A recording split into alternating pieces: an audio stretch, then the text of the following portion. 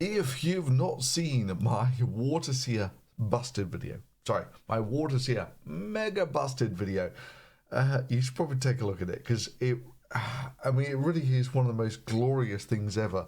That it turns out these people here who are pitching this thing for solving all of the world's water crisis were in fact just selling a dehumidifier from Walmart or Amazon. I mean, so this is what they were pitching for the Women in Tech thing.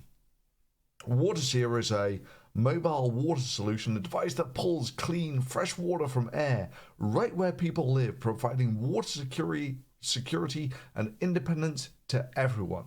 The device can produce 100,000 gallons a year while collecting climate data. Actually, no, it can't. But anyway, so this was part of my, just sort of scratching around on the back. Not all of this went into the actual video that I made, by the way, because there was just so much. But anyway, one of the things that caught my eye while going through all of this is they claim that they've actually started a non-profit organization. How will my purchase of WaterSeer Sonoma 2018 contribute to those in need? We've established a non-profit organization, WaterSeer Foundation, and are in the process of getting our 501c3 non-profit status. Every time a WaterSeer Sonoma 2018 unit is purchased, a percentage, and I should probably remind people that 0% is actually a percentage of the proceeds, are donated to the foundation to help deploy WaterSeer Sonoma 2018 to a family in need. And I just want to remind you, yeah, that's a sort of Walmart or Amazon dehumidifier. Anyway, so they claim that they've got this foundation, and you sort of click on it, and yeah, it looks like they've got this WaterSeer for the World Foundation. And of course, it's again pitched on the poor, starving people, yada yada yada. I mean, it's really pretty. It's almost grotesquely distasteful how they use this as a sales pitch for, like I said, what is basically a dehumidifier from Aldrich. No, not Aldrich, a dehumidifier from Amazon. Anyway, so they claim that they're in the process of getting their 501c3 status. So I decided, right, I'm going to look that up, and you look them up, see if they actually have this, because if they do, I mean, Jesus. Anyway, doesn't return any results. So at that point, I think, well, who else do I actually know who's a non-profit? I just want to check that it does actually find organizations. And you do a search for Feminist Frequency, and boom, it comes straight up there. So you can actually pull up their tax returns, which was fairly interesting. Just as a sort of non-profit, see what they spend their money on. So what have you got?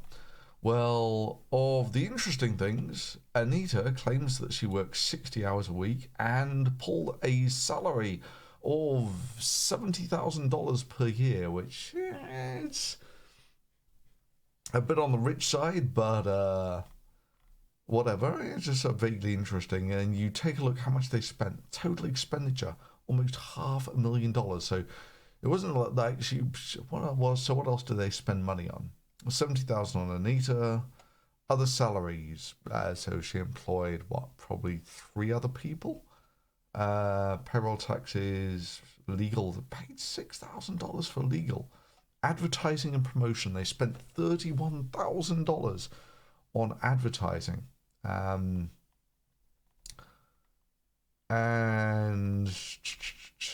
what else? Oh yeah, that's right. If you come down, you can see there how much revenue they pulled in for the last several years. So 500,000, 0.1 million, over 500,000, 250,000, for a total of $1.4 million in the last 4 years, isn't it? So yeah,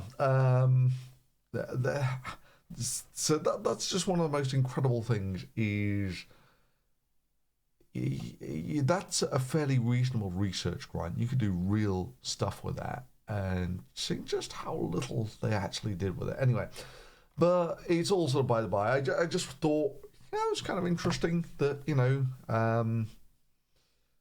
I'm obviously not planning to go into any of this in any great detail.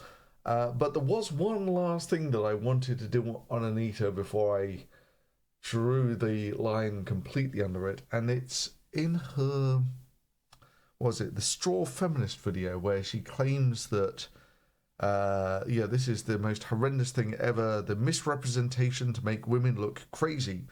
And in that video,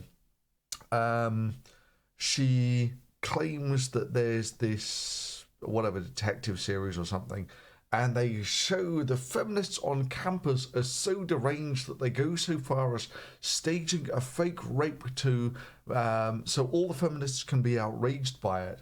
And this was actually a few years before the Virginia Rolling Stones